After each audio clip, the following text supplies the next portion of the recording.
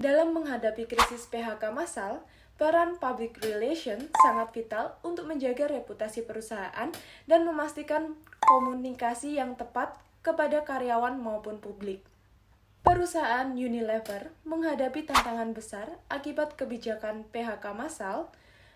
Ini bukan hanya sekedar dampak internal, seperti ketidakpuasan karyawan, terdampak, dan kekhawatiran mereka yang masih bekerja, tetapi juga dampak eksternal, yaitu pemberitaan media yang negatif dan perhatian ketat dari pemerintah. Bagi karyawan yang terdampak, kehilangan pekerjaan menambah beban ekonomi. Sementara bagi yang masih bekerja, ketidakpastian dan penurunan moral bisa mempengaruhi produktivitas.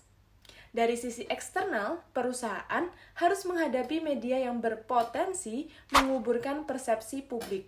Tidak hanya itu, serikat pekerja dan pemerintah juga memberikan tekanan mengenai pemenuhan hak-hak karyawan. Lalu, apa yang bisa dilakukan oleh tim PR Unilever?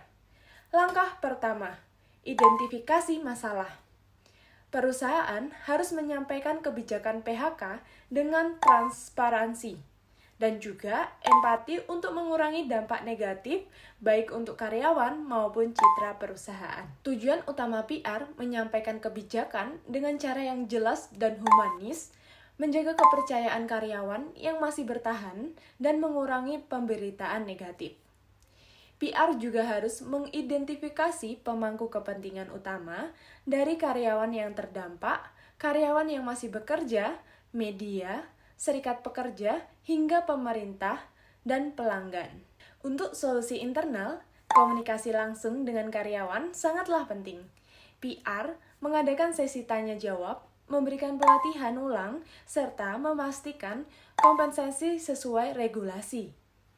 Di sisi eksternal, PR akan merilis press statement yang menjelaskan alasan PHK dan langkah mitigasi yang telah diambil. PR juga memperkuat program CSR, menampilkan bagaimana perusahaan tetap berkomitmen kepada kesejahteraan karyawan dan masyarakat. Perlibatan media sangatlah penting. PR akan mengadakan media briefing dan menyediakan juru bicara yang konsisten untuk memberikan informasi yang tepat dan seimbang.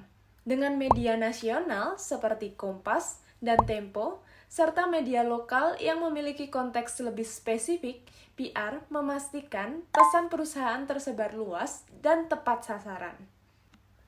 Tidak hanya itu, PR juga akan menonjolkan program CSR yang mendukung karyawan terdampak seperti pelatihan ulang dan bantuan pencarian kerja. Dengan pendekatan yang strategis dan komunikasi yang transparan, Unilever dapat mengatasi krisis ini dan tetap menjaga reputasi serta hubungan baik dengan semua pemangku kepentingan.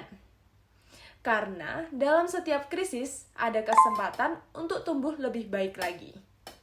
Sekian dari video saya, terima kasih.